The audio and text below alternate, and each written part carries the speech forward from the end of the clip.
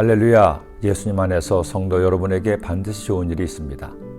고대 이집트는 나일강을 중심으로 문명이 발달했습니다.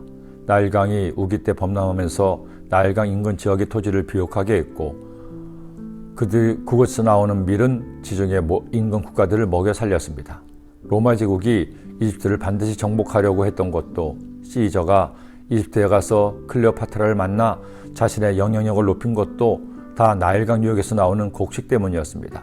그러기에 애굽 사람들에게 나일강은 신성한 강이었습니다. 그들이 섬기는 신이 애굽인들에게 풍성한 농작물을 얻게 해주는 강이었기에 심지어 나일강을 그들의 풍요롭게 하는 신으로까지 숭배하기도 했습니다. 그런데 그런 나일강물이 피로 변한 겁니다. 이스라엘 민족을 내보내지 않는 강박한 바로와 애굽에게 내리신 첫 번째 재앙이었습니다. 모세와 아론이 야훼께서 명령하신 대로 행하여 바로와 그의 신하의 목전에서 지팡이를 들어 나일강을 치니 그 물이 다 피로 변하고 나일강에 고기가 죽고 그 물에서는 악취가 나니 애굽 사람들이 나일강 물을 마시지 못하며 애굽 온 땅에는 피가 있으나, 여러분, 하나님은 그 본성의 사랑이십니다. 우리를 사랑하시기에 오래 참으시고 택하시고 구원하십니다. 그러나 하나님의 또 하나의 본성은 공의입니다.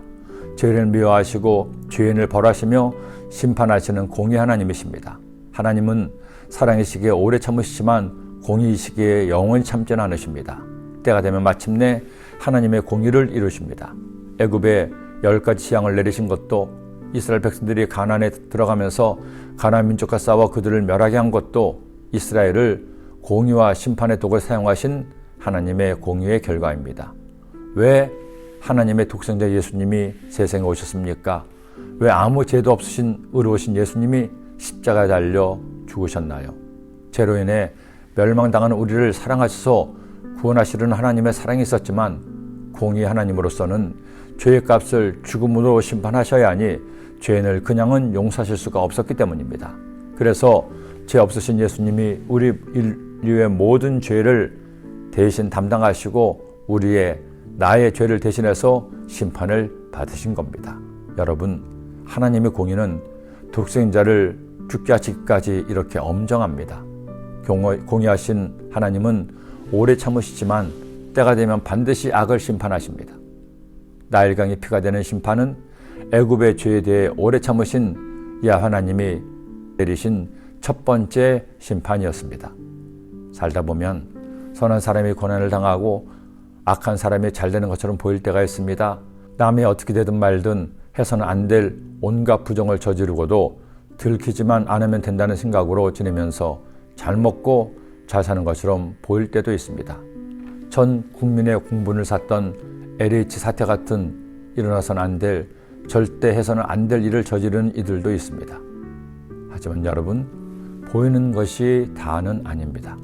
결국 악은 망하고 선은 승리합니다. 그렇게 되기까지 시간이 걸리기도 하죠. 의인이 어려움을 겪기도 합니다. 아니, 바로 우리 가족이 그런 억울한 일을 당하고 악한 자들에게 속수무책으로 어려움을 당할 때가 있습니다. 너무 분해 피눈물이 날 때도 있습니다. 그때 기억하세요. 하나님은 공의 하나님이십니다. 나일강 물을 피로 변하게 하신 공의 하나님이 우리의 삶에 개입하시면 반드시 악은 심판을 받고 의인을 복되게 하실 겁니다.